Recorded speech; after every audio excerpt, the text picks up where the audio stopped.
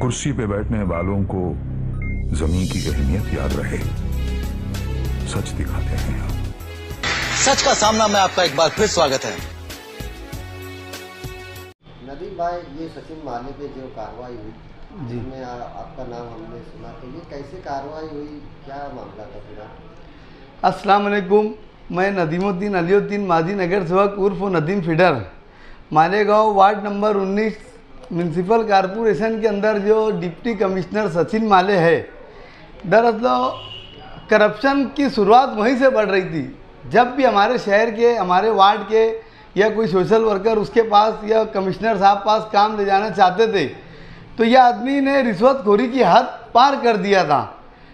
छोटा काम हो, बड़ा काम हो, 10,000, 50,000, लाख रुपये हर तरीके से इसने डिमांड चालू कर दिया था। और पीछे मेरे वार्ड के अंदर वार्ड नंबर 19 में ये पीसी बनाए हुए 1 साल के ऊपर हो गए। म्यूनसिपल कमिश्नर साहब ने हमको वादा किया था कि यार हम तुम्हारे वार्ड की बैतुल खला की जो औरतें की बेपर्दगी हो रही है उसके लिए तुमको निधि देंगे, तुम्हारा काम करेंगे। तो उस टाइम भी यही सचिन माले ने पैसे की डिमांड की थी और उसी दिन से हमारे दिमाग में बैठा हुआ था ये घूसखोर। और आज ये कहानी यहाँ नहीं ख़त्म होंगी कि उसको अपन ने एंटी करप्शन में कानूनी तौर से अरेस्ट कराए।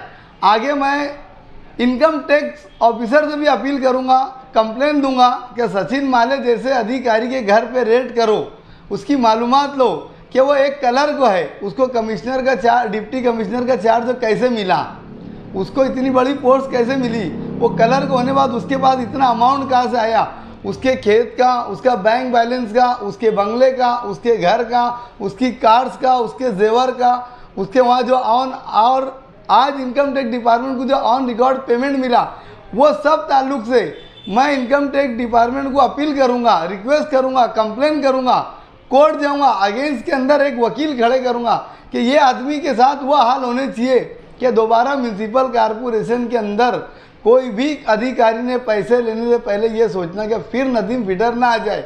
मेरी म्यूनसिपल कॉरपोरेशन के अंदर हर अधिकारी से एकदम खुली चेतावनी है कि अगर मेरे शहर के अंदर तुमने भ्रष्टाचार और घूसखोरी का काम करे तो सचिन माले डिप्टी कमिश्नर का जो हाल हुआ वही हाल तुम लोगों का होगा।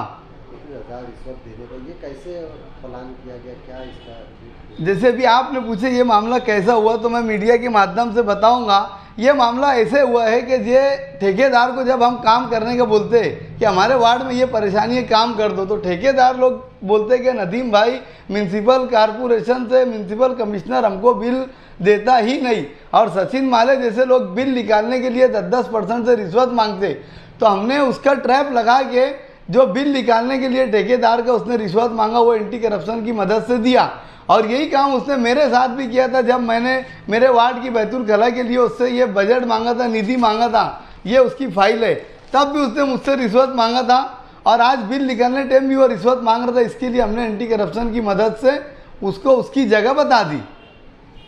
केस के ताल्लुक से आज कोर्ट के मुताबिक जज साहब ने उसको 2 दिन की PCR दिया है। उम्मीद करते पुलिस डिपार्टमेंट से और एंटी करप्शन डिपार्टमेंट से कि कानूनी तौर से कड़क और कड़क सख्त कार्रवाई करे और जो उन्होंने काला धन और घूसखोरी का माल दबा के रखा उसे बाहर लाए, क्योंकि वो हमारा अपना पैसा है, मेरी जनता का है, वो बैतुल माल है, वो गवर्नमेंट का हमारा अपना पैसा है। और ऐसे घूसखोरों को मुकम्मल रोड पर लाने चाहिए कि दोबारा हर कोई रिश्वत लेने से पहले 10 बार सोचे। इतनी अपील मीडिया के माध्यम से मेरी रहेंगी।